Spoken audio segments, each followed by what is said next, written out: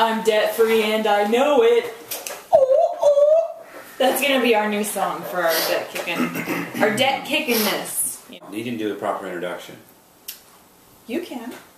From Debt is Done Kitchen Table. Welcome to this wonderful thing we call Debt is Dumb Debt Kicking Sundays. Is that in the way?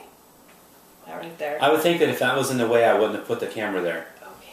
I guess we're good. We have a tripod today, folks. So it should be much better. That is 100% paid for. Cash only. Happy Sunday. This is my favorite day of the week. We get to spend the majority of our day in church and quality time.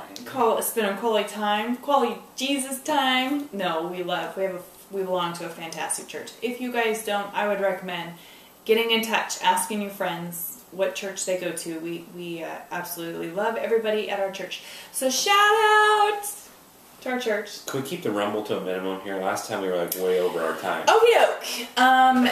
And then we get to do these wonderful debt kicking videos, debt kicking Sunday videos.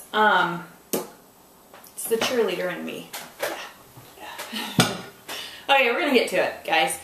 Great questions. We have a few, and the first question is: we have an almost 8-year-old girl and an almost 7-year-old boy. How do we save money on them? How do I make the clothing and shoes last longer so we are not always buying more? Okay, so that's a great question. It is a great question, and one that's very practical. And your kids we're right up there with you, and our kids grow a ton. I mean, they always grow, but we just seem to be going through clothes right now more than any time. Put a brick on their head, and it slows them down. So how do we save money? I'll tell you what, a girlfriend and I are getting together, and the problem is we usually consignment shop. The consignment shop in our area is expensive. So it's almost cheaper to coupon and go someplace else to buy our clothing. We can buy a lot of new clothes cheaper than the consignment shop. Yeah. And so we have a dilemma. So what we're going to do is we're going to organize a clothing swap with a bunch of mommy friends and that are associated through the school and whoever wants to be a part of it. And what we're going to do, we've talked about possibly putting one together for June and then one in August, right before the kids go back to school. And what it is you bring nice clothes with no stains or tears or holes and to this event, and you just swap. So you bring whatever you want in, and you could basically, moms can go shopping. So, for free. Everything's free. And I love that idea. I'm excited because that can mean nice clothes for our kids that work zilch. Okay, so in 30 seconds now, can you tell her, or that person, what we did prior to that? Oh, the consignment shopping? Yeah, because I want to know what we've done. Okay. You just said in the future we'd like to do, well, what have we done in the past? Yeah, in the past we have bought new clothes because we live close to an outlet mall. So we bought new clothes and then we have put them back, given them to a consignment shop where we make 40% on what we sell. So I take that money and then I just go and fund another new round of clothes and then consignment shop that when the kids grow out of them. And garage sales. It's a cycle. And I love garage selling. Oh my goodness. I have found some nice kid clothes for, I don't pay more than $1. And if it's like something I really love and it's a higher price, I'll group a bunch of things together and then ask the person at the garage sale, would you take $5 for this if there's 5 items or whatever. Try that if you guys are garage sailors, because every time it will work and I'll get no more. I will pay my $1. I will not pay more than my $1 goal that I've set for myself. That is the best luck, to tell you the truth, is garage sales. And shoes, we're coming up on garage sale season. Shoes we typically buy like a size too big. Like our oldest right now, she's wearing shoes that she got last year. Either she didn't grow a whole lot this last 6 months, or I don't know what the deal is there. The dilemma I have with shoes the most is that we have girls.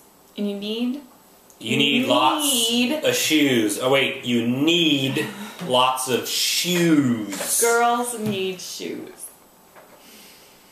So no, they don't. That's my biggest dilemma, guys. Shoes, we just do Target or Walmart for shoes. Nothing fancy. The other thing is toys. It was on there. Yes. Our kids, we don't buy a lot of toys. They get a couple toys here and there at Christmas from grandparents and maybe us or whatnot. And the rest of the year, if it's a need and a have to have, we let them, they get on their commission sheet through the Dave Ramsey program there. They can, if they want to buy a toy with their money, they can. Yeah, they do. But we don't go out and specifically make trips for them. No. And another reason why I love garage sale season, because you can find decent toys that are in good shape, that are maybe last year's fad or the year before, and the kids are just as happy. I'm a little, this is just my personal preference, I don't buy toys at Goodwill because I'm not sure where they've been. That is my only off limits, really, kind of thing. And then school supplies. We get a pot out and we take all of our crayons and we put it and we melt them down and we re-pour our own crayons. Yeah, we do.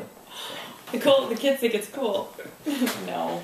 We just wait till they go all on sale where they're like 15 cents for a box of crayons or whatever, you know. It's just we do. Shop. And we actually have the kids' school supply list right now for next year, so we can just hang on to it until usually around July they come out with the school sales. We do a couple of shopping trips here and there and pick up a little here and there. We don't do it all one time usually. Right.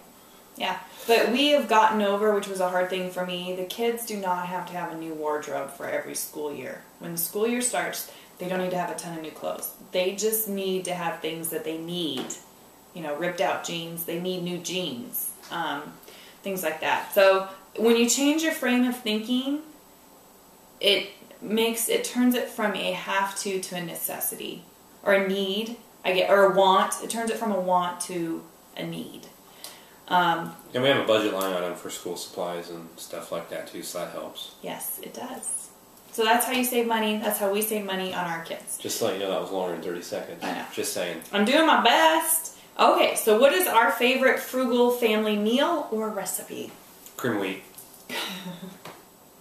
Oatmeal. Next. Breakfast, lunch, and dinner. Cream of wheat. Oh. She said meal. It wasn't, dinner. Favorite. Gosh, I have Cheerios. Lots of favorite. Get out of here. Okay, favorite. Chicken rice, baby. Bento boxes. Teriyaki. We eat a lot of bento. We eat we just crock pot or grill barbecue chicken. And rice. And or rice with a little bit of barbecue or teriyaki sauce. And veggie. Our new favorite thing, my new favorite thing is roasted vegetables. Seriously, It's dirt cheap to go down to the produce stand and buy whatever's on sale. Peppers are $3 for $1, and zucchini, and we go to our local farmer dude. It's usually about $20 for 2 weeks. So that's $10 a week, and that gives us fresh veggies for every meal. We have fresh veggies, local veggies. Okay, back to the recipe. All you do is you dice all of this fresh yumminess, and then you toss them with olive oil and a little bit of pepper, and then you just roast them like at 450. Roast them in the oven. No, they were gonna. That is our favorite. So, great question. Thank you. It's hard to choose. It's so hard to choose. I have a lot. But if you plan ahead, just save money. But yeah, the easiest go-to thing is chicken. Chicken and vegetables. And then eggs. To tell you the truth, we eat a ton. We go 6 dozen every 2 weeks. 5 dozen. 5 dozen every 2 weeks of eggs. Kids like eggs. So that's our fallback. Okay. Thank you for that question. How do I get my spouse on board? Okay, you guys, this is the most asked question that we get, hands down. When one of you is on board with this budget stuff and the other one could be like, I have no interest at all in knowing what my bills are or wanting to even change our ways. So we're going to do our best to answer, and this is pretty much the last question. Pam. You know what? First off, I absolutely feel your pain, you guys. It took us 3 years to come together and be on the same page. Yeah, she was the one that didn't want to be on the same page, so that's. He had to buy a new. No, he had to have a new truck. No, it was a need. And so it caused a lot of tension and stress between us. And absolutely know how devastating that can be to a marriage. We've definitely been there. And I just want to tell you that you just need to come together. You just need to love on each other and lift each other up as much as you can and listen. Listen to the other person. And if that means on your calendar, maybe making a date night, a Friday night, where men love food. I mean, why does it have to be a man? Because men in general, take a little bit longer to come around. Well, what if this was a man? What if this was a man running for the wife? Then it would be for the wife. Cook your wife a delicious dinner, because everybody likes a home cooked meal by themselves. And according to the question above that one, cream wheat's a good one. Anyway, he's so annoying today. Is he annoying you guys? Cook a dinner, and then sit down, put it on the calendar that Friday night is your date night. Cook a meal and sit down, put the kids to bed early, and lay out your bills and put your daggers down and your spears or whatever you would like to do to the other person. Put it down. It is not allowed to come to this date night budget meeting, budget talk night thing. But, and then just listen to each other. You can talk about, you don't have to accomplish the world in the first one. Just hear each other out, what your fears are and your hopes and your dreams, and go from there. And then, if you're comfortable, lay out your bills. I would just say slow and easy. Yeah. I mean, if it's that bad of a situation, maybe just pick a couple bills. Talk about it. Pick a couple bills at this time. Next week, do a couple more bills. Next week, do a couple more bills. Whatever the situation is. Don't just go, okay, here's our $400,000 of debt. Here it all is on the table. Let's take care of it. It won't be a happy night, no matter how good the food is. Yeah.